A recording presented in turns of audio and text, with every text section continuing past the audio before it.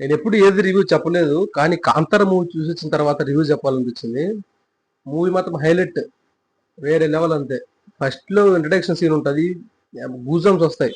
తర్వాత first part మొత్తం స్లోగా వెళ్తా ఉంటాయి. నార్మల్ చూడొచ్చు, బోర్ ఎక్కడ బోర్ కొట్టుకుని వెళ్తా ఉంటది. ఇంటర్వెల్ సీన్ ఉంటుంది, వాడమ్మ నాకు మైండ్ అయితే బ్లాక్ అయిపోయింది. అసలు గూజమ్స్ వచ్చే పోయి నేను ఏ సినిమా చూడలేదు ఇంతవరకు. నేను ప్రభాస్ గారు చెప్తాను, ఇంతవరకు ఏ సినిమా నా లైఫ్ లో ఎప్పుడు చూడలేదు. తర్వాత సెకండ్ హాఫ్ క్లైమాక్స్ ఉంటది, వాడి అమ్మ ఏంది అసలు. గూజమ్స్ అయితే నాకైతే కూర్చోలేపోయే సీట్ లో. మాకు రెండు కళ్ళు చాలట్లేదు ఆ సీన్స్ కి. రిజర్వ్ సిటీ దండం పెట్టాలి, అసలు మామూలు యాక్టింగ్ చేయలేదు. పర్ఫార్మెన్స్ మాత్రం వేరే లెవెల్ చించేశాడు అంతే. నా లైఫ్ లో ఎప్పుడు చూడలేదు పోయా. Worth ₹150 worth cinema. మీరు వెళ్ళి చూసేయండి, అసలు డౌటే లేదు.